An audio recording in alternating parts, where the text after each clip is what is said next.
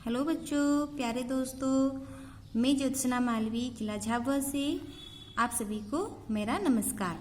आज हम कक्षा 9 के भूगोल से अध्याय 1 के बारे में पढ़ने जा रहे हैं। जैसा कि आप सभी जानते ही हैं कि इस वर्ष एमपी बोर्ड में कक्षा 9 से सामाजिक विज्ञान का कोर्स चेंज हुआ है और पहले एक किताब हुआ करती थी, अब 4 किताब हो गई है। चारों पार्ट अलग अलग हो गए, इतिहास, अर्थशास्त्र, भूगोल और राजनीति।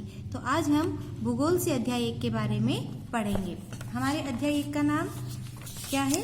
भारत का आकार और स्थिति, यानी हमारे इंडिया का आकार क्या है और उसकी पृथ्वी पर क्या स्थिति है, वो पृथ्वी में किस स्थान पर किस तरीके से स्थित है।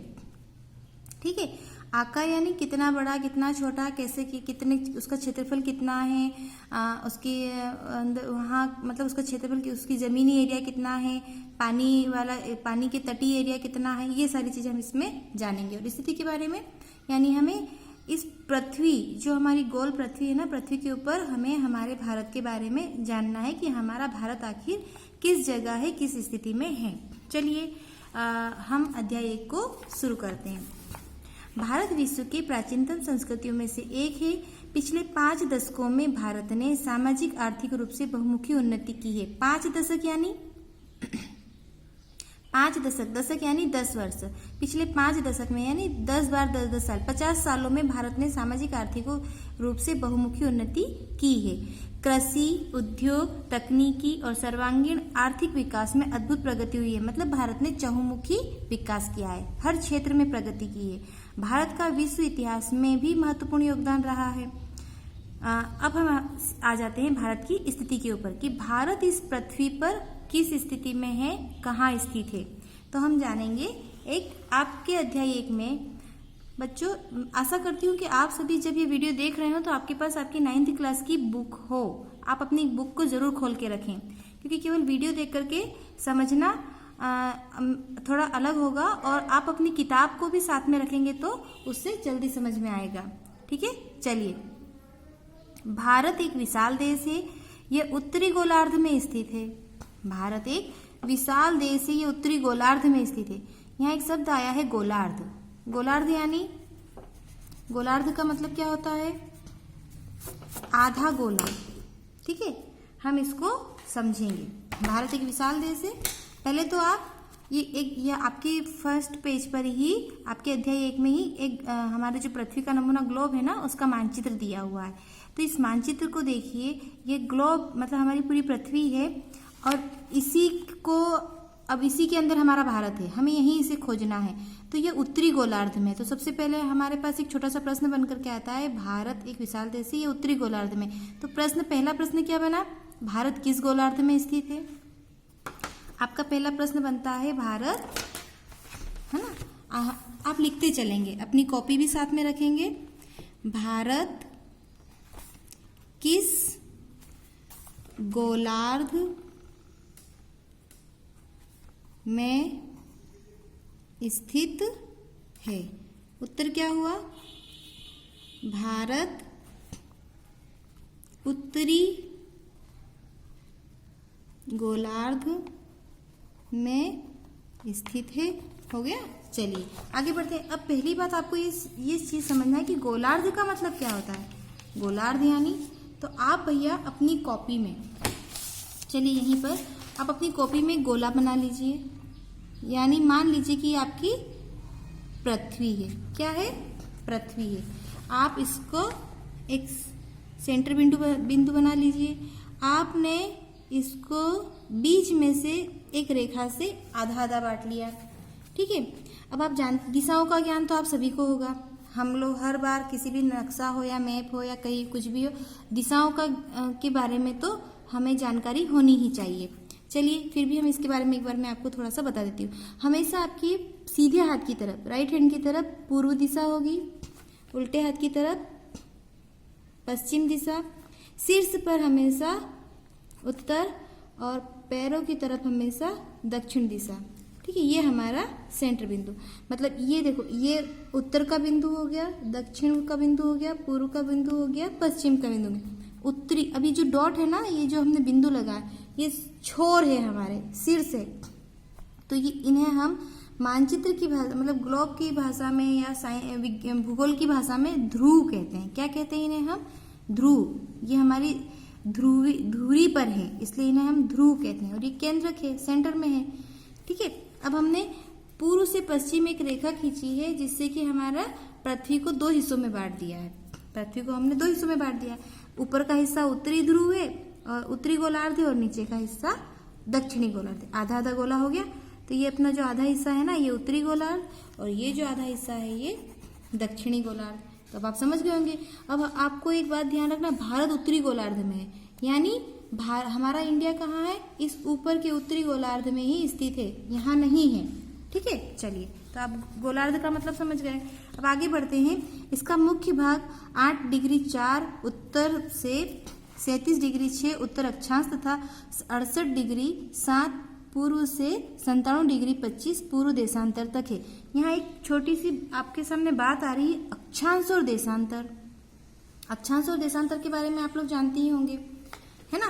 अक्षांश रेखा और देशांतर रेखा। अक्षांश रेखा किसे कहते हैं? देशांतर रेखा किसे कहते हैं? चलिए, इसे आप लोगों ने 6 to 8 में इस चीज को पढ़ करके आए हैं, और आशा करती हूँ कि बहुत सारे बच्चों को इसके बारे में पता होगा। न भी पता हो तो चलिए, हमारा एक प्रश्न बन करके तैयार होता है। प्रश्न क्या है आपका? अक्षांश रेखा किसे कहते हैं व देशांतर रेखा किसे कहते हैं? अक्षांश व देशांतर रेखा किसे कहते हैं? साथ में भी लिख सकते हो, किसे कहते हैं। ठीक है, प्रश्न बन गया। उत्तर बहुत सरल है। देखिए आप ग्लोब पर समझिए इस चीज को। हमारे ग्लोब पर उत्तरी ध्रुव से दक्षिणी ध्रुव की तरफ जो खड़ी रेखाएं खींची गई है ना, उन खड़ी रेखाओं को देशांतर रेखा कहते हैं। और पूर्वी ध्रुव से पश्चिमी ध्रुव की तरफ, है ना, पूर्वी ध्रुव से पश्चिमी ध्रुव की तरफ जो आड़ी रेखाएं खींची गई हैं, इन्हें हम अक्षांश रेखा कहते हैं। क्या इन रेखाओं को नापतोल के खींचा गया है?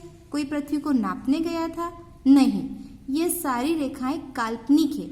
जो हमारी पृथ्वी का नमूना ग्लोब है ना, ग्लोब कुछ बच्चों ने देखा होगा, न देखा हो तो आप मान लीजिए कि पृथ्वी का गोल नमूना, गोल है हमारी पृथ्वी, गोला है एक, है ना, आकाश में जैसे सूरज है, चांद है, इस प्रकार से हमारा पृथ्वी भी एक गोला है, एक ग्रह है, और वो हवा में ऐसे आकाश में घूम रहा है। तो उस पृथ्वी के ऊपर जो आड़ी और खड़ी रेखाएं खींची गई है, ये रेखाओं को नाप तोल करके नहीं खींचा है, ये सारी रेखाएं काल्पनिक है। कैसी हैं ये सारी रेखाएं?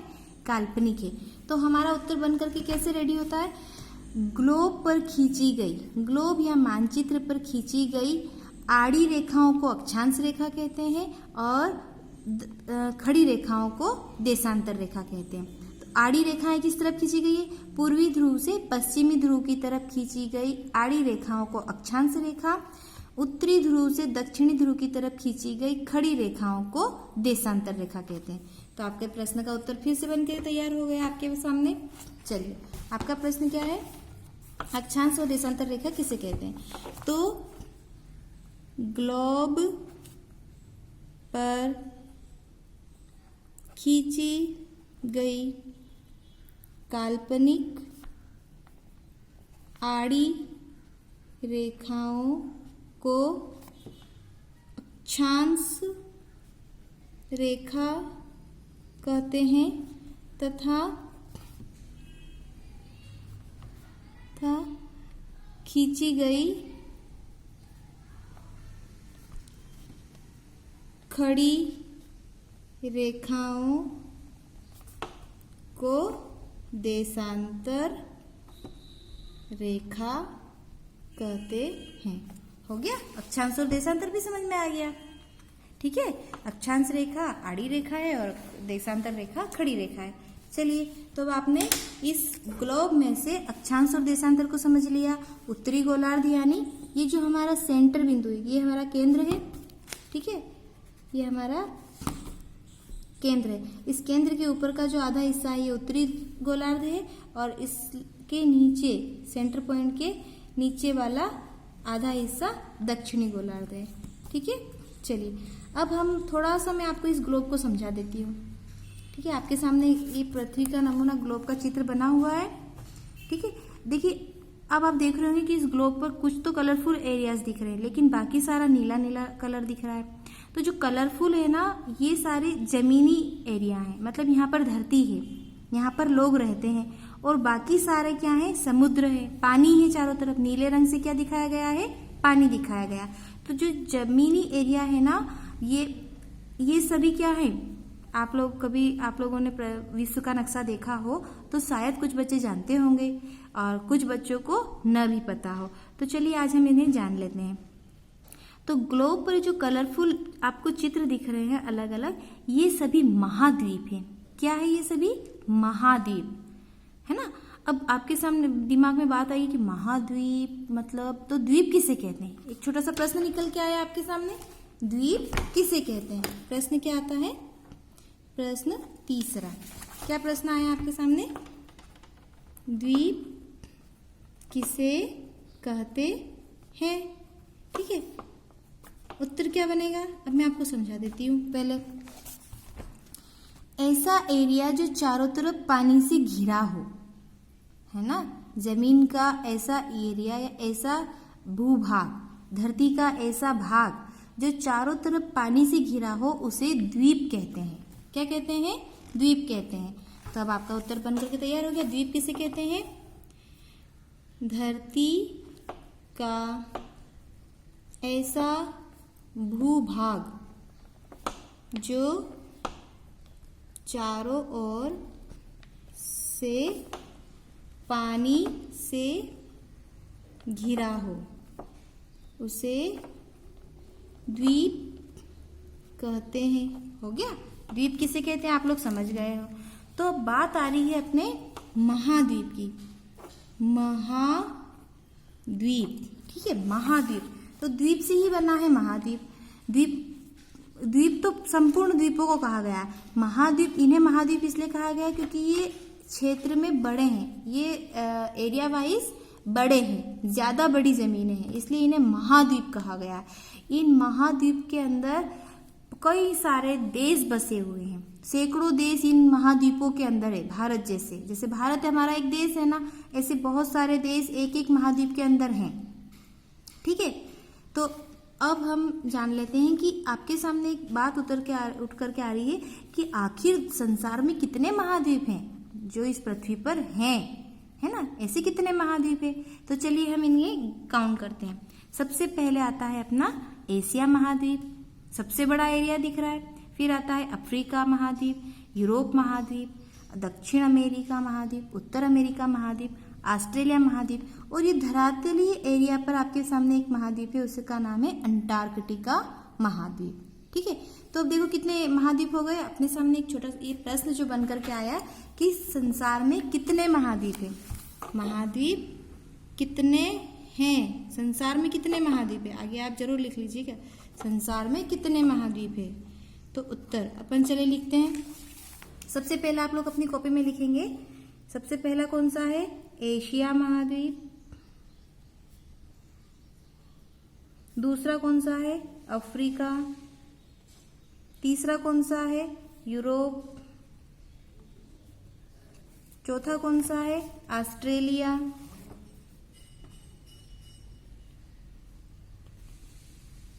पांचवा कौन सा है, दक्षिण अमेरिका।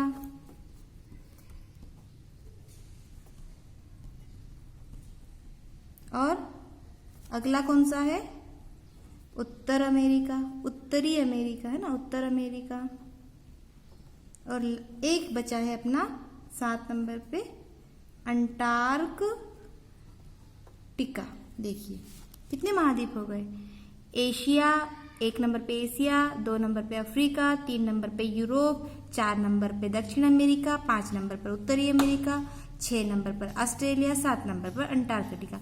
यानी संसार में कितने महाद्वीप है, संसार में 7 महाद्वीप है, 7 महाद्वीप हैं। ठीक है, तो आप महाद्वीप के बारे में जान लिया आपने जान लिया कि भारत उत्तरी गोलार्ध में है। अब आप देखिए इसमें आगे आप देखते हैं कि हमारा भारत कहाँ है, इन सभी महाद्वीपों में हमारा भारत कहाँ है, दिख रहा है आपको। ये येलो कलर में आपको आपका इंडिया दिख रहा है, देखो दिख रहा है येलो कलर में आपका इंडिया, ये हमारा भारत है। ये और हमारा भारत येलो कलर में दिख रहा है। कौन से महाद्वीप में दिख रहा है हमें? ये एशिया महाद्वीप में दिख रहा है ना। हमने बहुत बड़ी बात पता कर ली है। इस पृथ्वी के ऊपर हमारे भारत की स्थिति जान रहे हैं ना हम, तो इस पृथ्वी के ऊपर हमारा भारत एशिया महाद्वीप में है और उत्तरी गोलार्ध में है। दो बातें पता चल गई, हमारा भारत उत्तरी गोलार्ध के एशिया महाद्वीप में है। क्लियर हो गया? चलिए बहुत अच्छे। अब हम आगे बढ़ते हैं बुक में। अपन बुक से जरूर जुड़े रहें, क्योंकि मेरा ये वीडियो बनाने का उद्देश्य यही है कि बच्चे किताबों से दूर नहीं हो जाएं। वीडियो देख करके समझते हैं, अच्छे से समझ में भी आ जाता है, लेकिन आखिर किताबें आपके पास हैं तो उनको जरूर पढ़ें। अगर वीडियो न भी हुई तो आप किताब को पढ़ करके, पाठ को पढ़ करके खुद से क्वेश्चन बना करके उसका उत्तर खुद ही ढूंढ लेंगे। छोटे छोटे प्रश्न देखो, अभी इतनी सी देर में हमारे कितने 4 प्रश्न बन गए। 4 प्रश्नों के उत्तर हमने खोज लिए। चलिए आगे चलते हैं हम। कर्क रेखा 23 डिग्री 30 उत्तर में देश को लगभग 2 बराबर भागों में बांटती है ना। तो आपके सामने एक छोटा सा प्रश्न फिर से उठ करके आ गया। हर लाइन में एक प्रश्न है, देखो बेटा, हर लाइन में आपके सामने एक प्रश्न उठ करके आ रहा है। कर्क रेखा 23 डिग्री 30 उत्तर में देश को 2 बराबर भागों में बांटती है। प्रश्न बन करके आया, भारत से कर्क रेखा किस अक्षांश रेखा से गुजरती है ना। भारत में कर्क रेखा किस अक्षांश रेखा से गुजरती है या कहाँ से गुजरती है? तो आपका उत्तर आया है, भारत में कर्क रेखा 23 डिग्री 30 उत्तर से, ये उत्तर में बांटती, 23 डिग्री 30 से गुजरती है। प्रश्न का उत्तर आ गया आपके पास। कर्क रेखा कहाँ से गुजर रही है? 23 डिग्री 30 से। तो देखो अक्षांश रेखा 23 डिग्री 30। आप यहाँ देखें आपके ग्लोब पर आपका भारत जो है ना, देखो आप आगे यहाँ लिखा है 30, आड़ी रेखा मतलब अक्षांश रेखा। तो आप बिल्कुल देखिए अक्षांश उत्तर में क्यों बोले हैं उन्होंने? उत्तर में, क्योंकि हम उत्तरी गोलार्ध में हैं। और 23 डिग्री 30 यानी ये 30 है ना, 30 के पास में ये 23 डिग्री प्रशांत महासागर, मतलब हम 23 डिग्री 30 पर हैं, है ना। यहाँ पर डिग्री जो आप लोगों ने जो डी यूज किया है ना ज्योमेट्री बॉक्स में, ये वही कोण जो बने हुए हैं। तो ये हम लोग यहाँ पर 23 डिग्री 30 पर हैं। हमारा जो अक्षांश है ना वो 23 डिग्री 30 है। ठीक है, चलिए आगे चलते हैं हम। तो हमारे भारत को 2 बराबर भागों, मतलब हमारे भारत के बीचों बीच से गुजर रही है कर्क रेखा। ये सेंटर पॉइंट बीचों बीच से, देखो इसका अगर हम यहाँ 23 डिग्री तक पहुँचाते हैं तो ये 23 डिग्री मतलब यहाँ लगभग 23 डिग्री। ठीक है, तो ये हम 23 डिग्री 30 पर हैं। मतलब कर्क रेखा हमारे भारत को 2 भागों में बांट रही है। चलिए आगे बढ़ते हैं। मुख्य भूभाग के दक्षिण पूर्व में अंडमान और निकोबार द्वीप समूह बंगाल की खाड़ी में तथा दक्षिण पश्चिम में लक्षद्वीप समूह अरब सागर में स्थित है। भैया अभी तो हम इस किताब में इस ग्लोब को ही समझ रहे थे और अचानक से अंडमान निकोबार द्वीप समूह पे पहुंच गए। मतलब यानी कि आपको सीधे भारत के नक्शे पर पहुंचना है। यहाँ से कहाँ पहुंचना है? भारत के नक्शे पर। चलिए तो हमारे पास आ गया, आपके इसी बुक में पेज नंबर 3 पर आपके पास भारत का नक्शा दिया है। क्या लिखा है आप उसे पढ़ते चले। क्या लिखा है? मुख्य भूभाग के दक्षिण पूर्व में। मुख्य भूभाग, अब आपको दिशाओं का ज्ञान तो है। सीधे हाथ की तरफ पूर्व दिशा, उल्टे हाथ की तरफ पश्चिम, शीर्ष पर उत्तर और नीचे यहाँ पर पैरों की तरफ दक्षिण दिशा। ठीक है, तो इन्होंने क्या लिखा है? दक्षिण पूर्व। क्या लिखा है? दक्षिण पूर्व में अंडमान और निकोबार द्वीप समूह है। दक्षिण पूर्व यानी ये दक्षिण दिशा है ना, ये दक्षिण दिशा है और ये पूर्व दिशा है। तो ये जो एरिया हो गया है ना, ये जो एरिया हो गया, ये सारा एरिया हो गया दक्षिण पूर्व एरिया। दक्षिण पूर्व एरिया में बंगाल की खाड़ी है और बंगाल की खाड़ी में अंडमान निकोबार द्वीप समूह है। दक्षिण पूर्व एरिया में या दक्षिण पूर्व क्षेत्र में बंगाल की खाड़ी है। किसके? भारत के। ग्लोब से हम लोगों ने भारत को खोज लिया कि भारत उत्तरी गोलार्ध के एशिया महाद्वीप में है। अब हम सीधे भारत पे आ गए हैं, सीधे इंडिया के मैप पे आ गए हैं। चलिए, तो इंडिया के मैप में दक्षिण पूर्व क्षेत्र में बंगाल की खाड़ी है और बंगाल की खाड़ी में अंडमान निकोबार द्वीप समूह है। तो अब आपके सामने एक प्रश्न उठ करके फिर से आएगा कि बंगाल की खाड़ी में कौन से द्वीप समूह हैं? तो आपके पास उत्तर तैयार है, अंडमान और निकोबार द्वीप समूह। या प्रश्न बन करके आता है अंडमान निकोबार द्वीप समूह कहाँ पर है, तो आप लिखेंगे दक्षिण पूर्व एरिया में स्थित बंगाल की खाड़ी में अंडमान और निकोबार द्वीप समूह है। इसी प्रकार से भारत के दक्षिण पश्चिम क्षेत्र में, इसी में आगे लिखा है आपकी किताब में, देखिए दक्षिण पश्चिम में है ना, आपकी किताब में है, देखिए बेटा, दक्षिण पश्चिम में लक्षद्वीप समूह अरब सागर में स्थित है। दक्षिण पश्चिम में अरब सागर है, यानी ये हमारा दक्षिण और ये हमारा पश्चिम, ठीक है, ये दक्षिण और पश्चिम का क्षेत्र है और यहाँ पर हमारा अरब सागर है। और अरब सागर में यहाँ देखिए आप लक्षद्वीप समूह है, ठीक है, तो दक्षिण पश्चिम में अरब सागर और अरब सागर में लक्षद्वीप है। तो आप ये प्रश्न भी बन गया आपका। अब आपके इस प्रश्न को आप साथ में बना सकते हैं, अरब सागर व बंगाल की खाड़ी में स्थित द्वीप समूहों के नाम बताइए। आपका प्रश्न बनकर के क्या हुआ है, अरब सागर व बंगाल की खाड़ी में स्थित द्वीप समूहों के नाम बताइए। प्रश्न है आपका, अरब सागर व बंगाल की खाड़ी में स्थित द्वीप समूहों के नाम बताइए। देखो बेटा, यहाँ फिर वही द्वीप समूह बोला है ना, द्वीप के मतलब आप जानते हो ऐसा क्षेत्र जो चारों तरफ पानी से घिरा हो। देखो अंडमान निकोबार हमारे जो केंद्र शासित प्रदेश है ना, ये द्वीप समूह है, यानी चारों तरफ पानी से घिरे हुए हैं। ये एरिया क्या है, पानी से घिरे हुए हैं। देखिए लक्षद्वीप भी चारों तरफ पानी से घिरे, ये द्वीप है। और यहाँ पर केंद्र सरकार है, केंद्र की सरकार है ना, केंद्र शासित प्रदेश ही है अपने। अब देखिए आपने देख लिया कि अरब सागर में कौन सा द्वीप है, उत्तर हमारा बनकर के तैयार हो रहा है। अरब सागर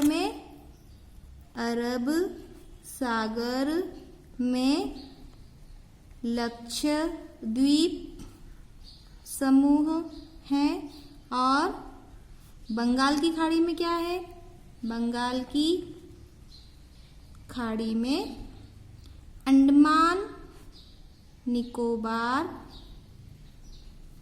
द्वीप समूह स्थित हैं। देखिए हमारा ये प्रश्न भी बनकर के तैयार हो गया। आप तो बहुत अच्छे बच्चे हैं। हमने इस चीज को भी जान लिया कि दक्षिण पश्चिम एरिया में अरब सागर है और अरब सागर में लक्षद्वीप है। दक्षिण पूर्व एरिया में बंगाल की खाड़ी है और बंगाल की खाड़ी में अंडमान निकोबार द्वीप समूह है ना। तो हमने कितनी सारी चीजों को क्लियर कर लिया। चलिए अब हम आगे चलते हैं, हमारी बुक में आगे पढ़ते हैं। भारतीय संघ राज्य का सबसे दक्षिणी बिंदु जो इंदिरा बिंदु कहा जाता था, सन 2004 में सुनामी लहरों के कारण समुद्र में जलमग्न हो गया। दक्षिणी बिंदु कहा है, भारतीय संघ राज्य का सबसे दक्षिणी बिंदु, यानी यहाँ सबसे दक्षिणी बिंदु था अपना, मतलब समुद्र के अंदर जो हमारा सबसे दक्षिणी, समुद्र के अंदर जहां तक